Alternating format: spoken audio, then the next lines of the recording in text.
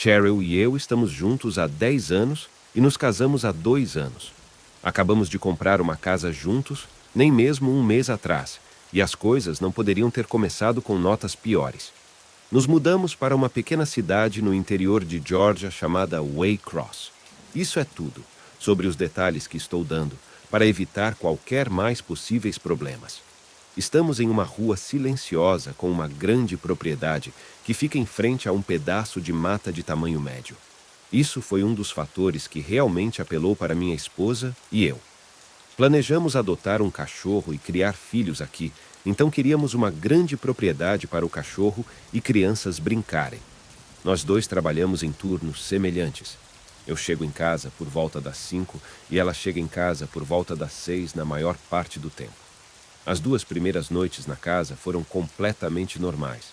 Era fim de semana, então passamos nossos dias inteiros desfazendo as malas. Foi até segunda-feira à noite, quando estávamos ambos na cama, apenas tendo desligado as luzes. Talvez em uns 20 minutos depois, ouvimos o som de uma música explosiva. Nosso vizinho mais próximo de ambos os lados estava espaçado o suficiente onde não poderíamos confundir a música de seus quintais. Estava em nosso quintal, definitivamente, no nosso quintal. Não era música de festa ou algo assim. Parecia um vintage estático, música muito antiga de décadas atrás, ou algo do tipo. Mais tarde descobri, após pesquisar as letras, que o nome da música era Quem Tem Medo do Lobo Mau, de Henry Hall. Tinha uma leve vibração estranha, por alguma razão, mesmo que fosse para ser uma música feliz. Mas ouvir isso vindo do nosso quintal não foi nada além de absolutamente horrível.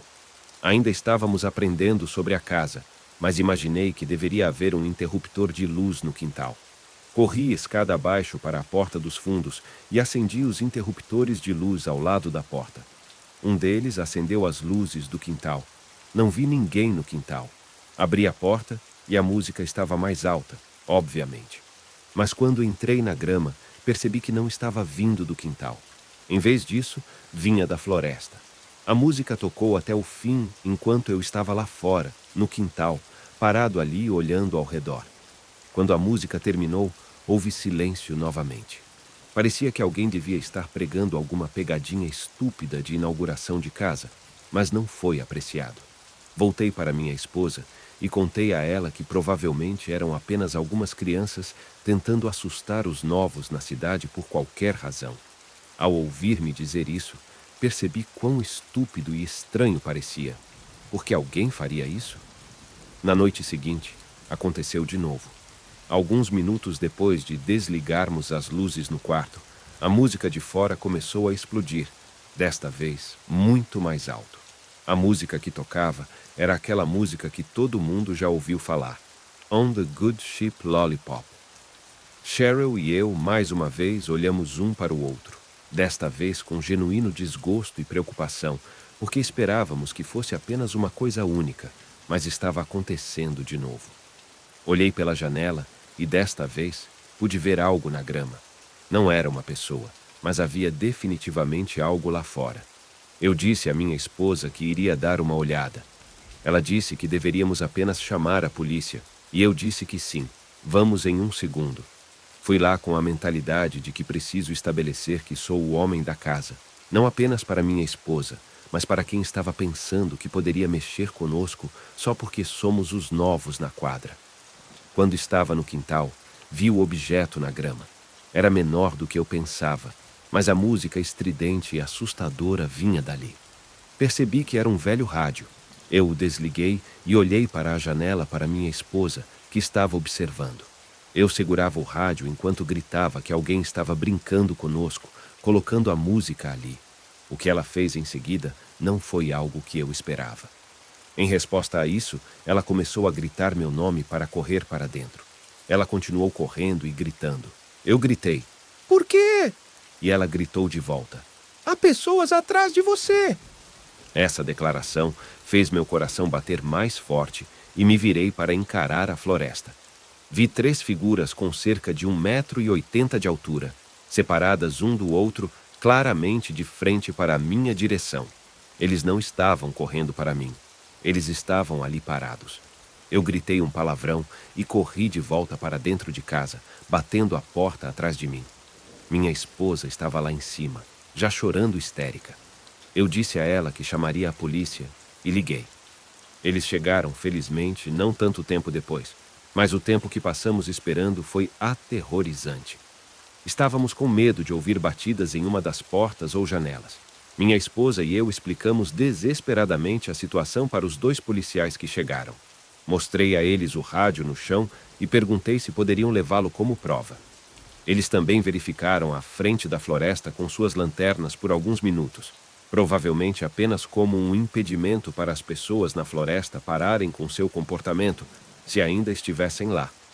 Quando a polícia saiu, honestamente, nós voltamos a nos sentir vulneráveis e assustados.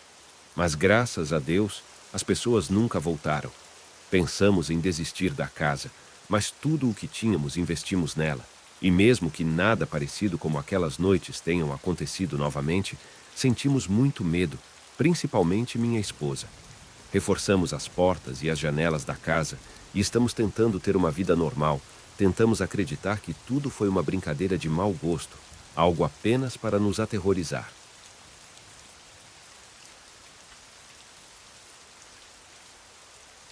Depois de deixar de morar com meus pais por 28 anos, para comprar minha primeira casa, admito que foi um pouco chocante me ajustar a isso. Isso foi em julho de 2022, muito recentemente que me mudei. Minha casa fica a 30 minutos de carro da casa dos meus pais, então não estamos tão longe. Na casa dos meus pais, eu sempre era constantemente acordado à noite pelo meu pai subindo e descendo as escadas no meio da noite. Ele é basicamente um insone crônico e constantemente tem que pegar água ou ir ao banheiro durante toda a noite. Ter meu próprio lugar finalmente significaria paz e tranquilidade, mesmo eu tendo o sono muito leve. O layout da minha nova casa é o seguinte: um pequeno porão inacabado com lavanderia e sala da caldeira. No primeiro andar, a sala, quarto, cozinha, banheiro e sala de jantar. E no andar de cima, 3 quartos e um banheiro. Um quarto eu uso como escritório e o outro como uma pequena sala de treino. Nos primeiros dias, meu pai veio me ajudar a trazer móveis e arrumar o lugar. A maior parte foi feita, e depois disso, foi apenas decoração e coisas menores aqui e lá. Eu diria que uma semana depois de me mudar, eu estava praticamente feito com os móveis e totalmente em casa. Em um domingo à noite, eu poderia dizer que teria dificuldade em tentar dormir porque estava bem acordado. Tomei uma melatonina e um comprimido para dormir para ajudar, e em 1 hora estava dormindo como um bebê. Geralmente, quando tomo isso, eu durmo durante a noite sem acordar. Nesta noite, no entanto, eu acordei com um som do lado de fora do meu quarto. Me acordei tão atordoado e confuso que, recentemente acordado de um sonho intenso, não estava pensando claramente nos barulhos do lado de fora do meu quarto. Havia passos familiares subindo as escadas, meu pai, como sempre, me acordando com ele no meio das viagens noturnas, subindo e descendo escadas. Tentei abafar o barulho e ignorar. Estava tão atordoado que nem me bateu imediatamente que aqueles passos não poderiam ser do meu pai. Voltei à realidade e sentei-me, ouvindo os passos que pararam.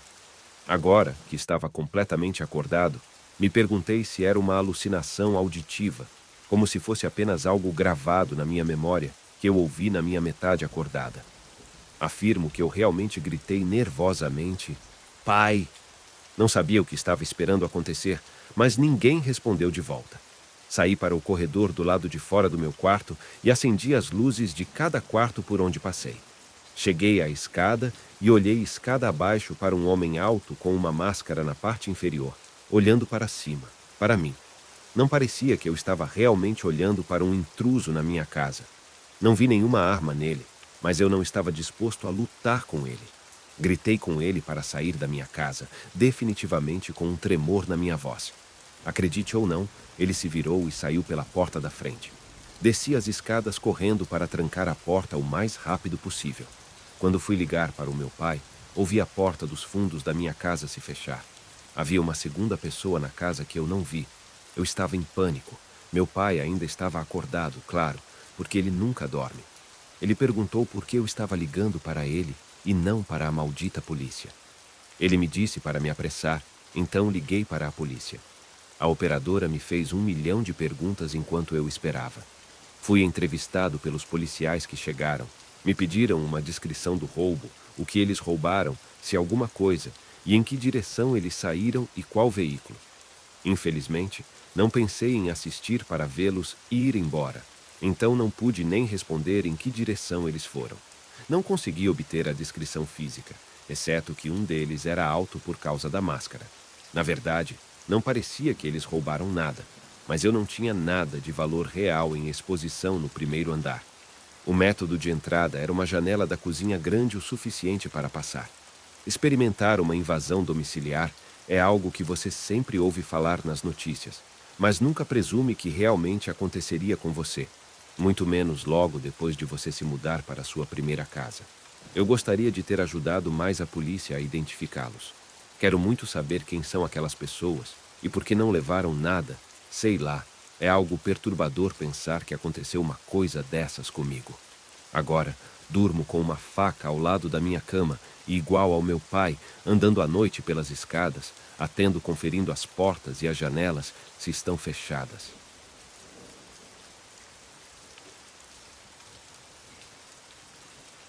Quando comprei minha casa atual, imediatamente após me mudar, meus vizinhos da casa ao lado bateram na porta e se apresentaram. Ambos eram tão amigáveis quanto poderiam ser em ambos os lados. Minha casa fica à beira-mar, em um canal. Eu queria uma casa à beira-mar porque tenho um barco, então foi óbvio ter a conveniência de manter meu barco dentro da água no meu quintal.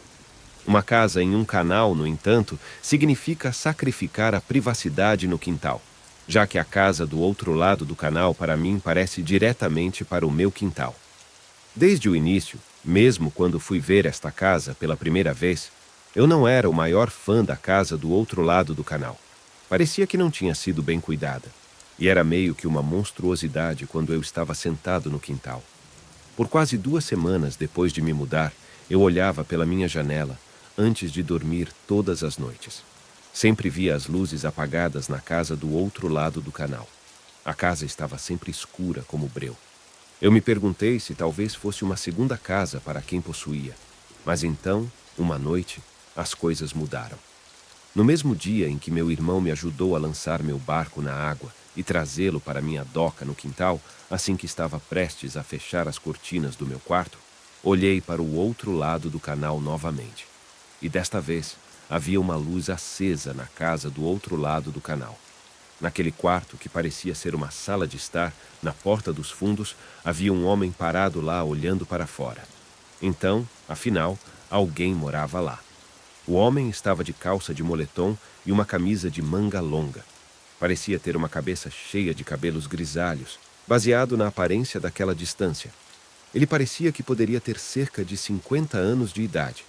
Parecia que ele poderia ter estado olhando para as minhas janelas, mas a explicação mais provável era que ele estava apenas olhando para o quintal, mesmo que estivesse completamente escuro lá fora. Fechei minhas janelas e continuei com o resto da minha noite. No dia seguinte, depois do trabalho, cheguei em casa, coloquei minhas coisas na mesa da cozinha e saí para o quintal para plantar algumas sementes de grama. No quintal, não consegui evitar olhar e observar o homem parado na porta dos fundos novamente. Desta vez, eu sabia que ele estava me observando. Era óbvio. Fizemos contato visual prolongado, então desviei o olhar. Não queria acenar, pois isso seria estranho. Tentei apenas fingir que não notei que ele ainda estava lá, olhando para mim. É como se eu estivesse fazendo algo errado ao estar no meu próprio quintal. Um dia, chamei meus amigos para sair com o barco, e tanto na ida quanto na volta, não vi o homem na sua porta. Eu só o tinha visto 2 vezes até agora, mas já estava paranoico sempre que estava fora e sempre olhava para o outro lado do canal à sua porta. Algumas noites depois, olhei pela janela do meu quarto, e ele estava em sua porta novamente. Nesta mesma noite, enquanto eu estava na cama, estava começando a adormecer quando ouvi algo no meu quintal. Havia alguém no convés, andando por perto. Fui para a janela para dar uma olhada, mas não consegui ver da minha janela de cima. Eu teria que descer se quisesse ver. Mas antes disso, houve um som de acidente surpreendentemente alto vindo do meu quintal. Era a janela. Eu podia dizer que era o som de vidro quebrando. Corri escada abaixo até a cozinha para pegar uma faca e o telefone para ligar para a polícia. Olhei para os fundos da casa e vi que estava certo. O vidro da janela do quintal estava no chão e um único tijolo estava na madeira, claramente o que foi jogado na janela. Eu estava com medo de ver alguém escondido no canto da sala, mas para meu alívio, não havia ninguém. Liguei e solicitei a polícia. Antes da polícia chegar, espiei a agora quebrada janela para o quintal. Liguei a luz do convés traseiro. Quem fez isso claramente já correu para longe, mas isso foi bom. Pelo menos eles não entraram em casa. Quando os policiais chegaram à minha casa, mostrei a eles a janela e o tijolo e disse-lhes que era definitivamente o cara do outro lado do canal, que estava me observando através de suas janelas desde que me mudei. Eles perguntaram se ele tinha algum motivo para ter algum problema comigo, e eu disse que, sem chance, eu nem conheço o cara. Pedi-lhes que, por favor, fossem até a casa dele e prendessem-no. Eles disseram que iriam até lá. Quando o segundo carro da polícia veio até minha casa, onde os 2 primeiros policiais foram para a casa do outro lado do canal, dirigiram-se até a casa, e quando voltaram, cerca de 20 minutos depois, disseram que ninguém morava naquela casa há meses. Um vizinho contou à polícia, quando viu eles lá fora, que a casa tinha sido esvaziada há meses, e o antigo inquilino foi despejado há algum tempo. Não sei nada sobre situações hipotecárias, então perguntei para os policiais se talvez fosse alguém do banco que executou a hipoteca da casa. Eles disseram que seu palpite era tão bom quanto o meu. Eles recomendaram que eu instalasse algumas câmeras fora da minha casa, caso o assédio continuasse. A polícia deixou um de seus carros estacionados na frente da minha casa.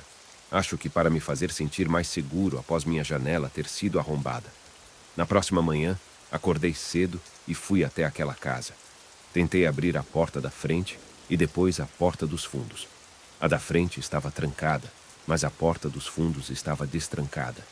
Abri a porta silenciosamente e dei 2 passos dentro da escuridão da casa, assustadoramente vazia, e ouvi algo lá de cima. Saí de lá e corri de volta para minha casa. O carro da polícia ainda estava lá fora de minha casa. Naquele dia, consertei minha janela e logo instalei câmeras de campainha na frente e nos fundos da minha casa.